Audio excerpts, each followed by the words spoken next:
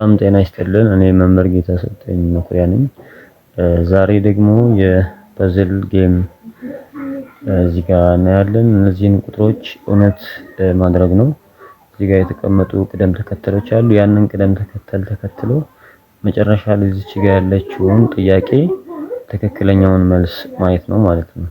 ስለዚህ ተማሪዎች ይህንን ቀጣይ ጥያቄ ዛሬ የምለቅላችሁን በአግባቡ መመለስ የሚችል ተማሪ ካለ በወላጁ ስልክ ላይ የ100 ብር የሞባይል ካርድ የሚሞላ ይሆናል። ስለዚህ በዚህ ቪዲዮ መሰረት ቀጣዩን ጥያቄ ለመመለስ ዝግጁ እንድትሆኑ ማሳወቅ ፈልጋለሁ። ይህንን ጥያቄ በአግባቡ የመለሰ ተማሪ የ100 ብር ካርድ የሚሞላለት ይሆናል። ለአንድ ተማሪ ብቻ ነው የሚሞላው፣ ቀድሞ መመለስ ያስፈልጋል። እሺ ይሄንን እንዴት እንደምንሰራ እንይ። ኦርደር ነው ይሄ። የመጀመሪያው ይሄ አንደኛ ላይ የተቀመጠ ነው እንደምታዩት። ይሄ ደግሞ 6 ሲደመር 6 የሚለው ሁለተኛ ላይ ነው። 7 ሲደመር 7 ያለው ሶስተኛ ላይ ነው። 9 ሲደመር 9 ደግሞ ያለው አራተኛ ላይ ነው። አራተኛ ላይ ይገኛል እሱ ደግሞ። እሺ አንደኛ ላይ ያለው 5ን 5 ጊዜ ሲደምር 25 ይሆናል። ከዛ አንደኛ ደረጃ ላይ ስለሆነ አንድ ሲደምርበት 26 ይሆናል ማለት ነው። አደራደሩ እንደዚህ ነው። 6ን 6 ጊዜ ሲደምር 36 ይሆናል። ሁለተኛ ደረጃ ላይ ስላለ 2 ሲደምርበት 38 ይሆናል። ሶስተኛ ላይ ያለው 7ን 7 ጊዜ ሲደምር 49 ይሆናል።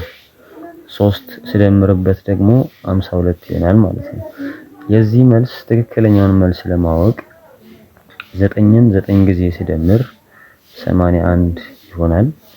81 ይኸው እዚች ጋር 81 ይሆናል። አራተኛ ላይ ነው ያለው። 4 እደምርበታለሁ። ስለዚህ መልሳችን ስንት ይሆናል ማለት ነው? 85 ይሆናል ማለት ነው። ስለዚህ የዚህ መልስ 85 ነው ማለት ነው። በዚህ መሰረት ይህንን ጥያቄ የመለሰ ተማሪ ይህንን ጥያቄ የመለሰ ተማሪ የ100 ብር ካርድ ይሞላለታል ማለት ነው።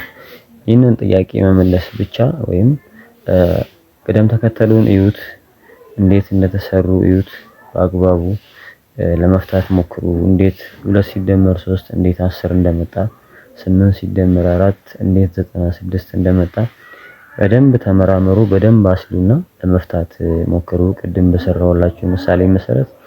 ከዛ ከናንተ የሚጠበቀው 9 ሲደመር 5ን እውነት ሊያደርግ የሚችል በዚህ መሰረት እዚህ ጋር ባለው በዚህ ቅደም ተከተል መሰረት እውነት ሊያደርግ የሚችለው 9 ሲደመር 5 ለሚለው ጥያቄ ትክክለኛው ምላሽ ስንት ሊሆን ይችላል የሚለውን ይህንን መልሱ።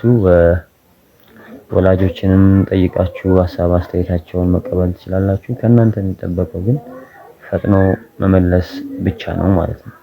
ይህ የ100